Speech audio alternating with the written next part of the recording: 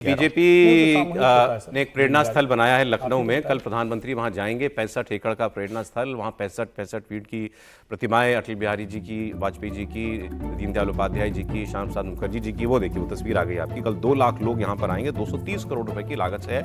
मैं आज एक बीजेपी समर्थक ने ही इस पर सवाल उठाया सर, बातचीत करते हुए, कि ये तो मायावती जी जानी जाती है इस काम के लिए, और मायावती जी की क्या निंदा नहीं हुई।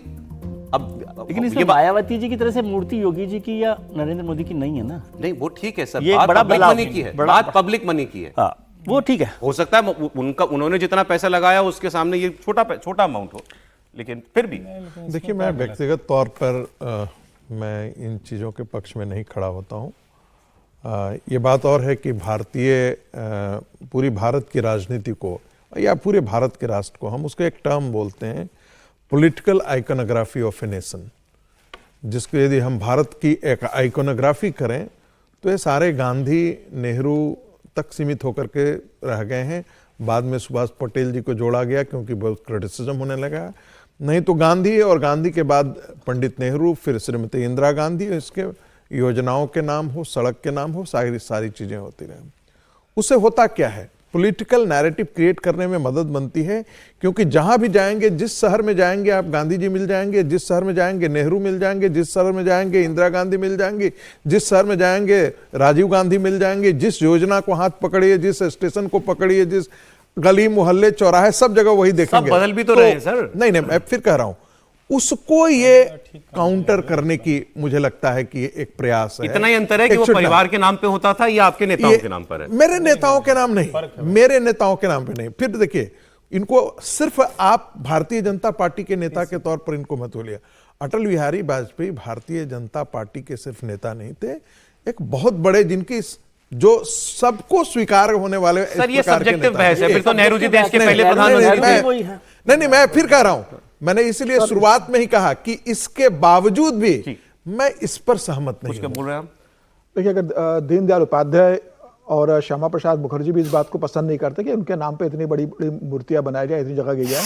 अब राजनीति में तो भाई प्रतीकों की राजनीति हो गई है सर। आप उनकी विचारधारा पे मत चलिए, उन्होंने जो रास्ता बताया उस पर मत चलिए। आप उनकी बड़ी बड़ी मूर्ति बना दीजिए, बड़े बड़े उनके आडंबर खड़े कर दीजिए, पार्क बता दीजिए हम आपके बड़े हैं। भारतीय जनता पार्टी में क्या दीनदयाल उपाध्याय इस तरह की राजनीति कभी जीवन में की है?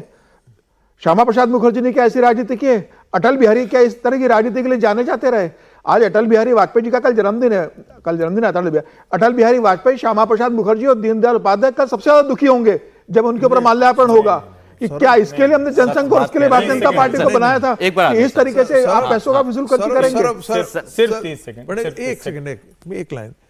नेताओं को लगता है, सरकारों को लगता है कि हम ऐसा करके हम बहुत बड़ा कर दे रहे हैं आइडियोलॉजी के लिए, लेकिन टके भर का, मैं फिर कहता हूं, बहुत जोर दे गए, टके भर का आइडियोलॉजी का कंट्रीब्यूशन नहीं करते। आप बोल लीजिए इस पर, फिर अगली बात खबर। देखिए, एक लाइन की बात यह है कि कोई भी कहेगा कि मूर्तियां बहुत नहीं होनी चाहिए, उसका खिलाफत करते हैं। मायावती वो राजनीति करती थी। खैर, मायावती जो राजनीति करती थी उसका छोटा सा उदाहरण विजय जी ने दे दिया कि कांशीराम जी और मायावती जी सब पर्स और पेन सब बैग समेत।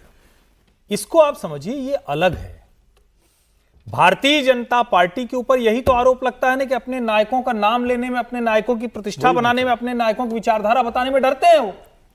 आज तो अपने नायकों को लेकर आ रहे हैं ना भाई, और इसका नाम राष्ट्र प्रेरणा पार्क है।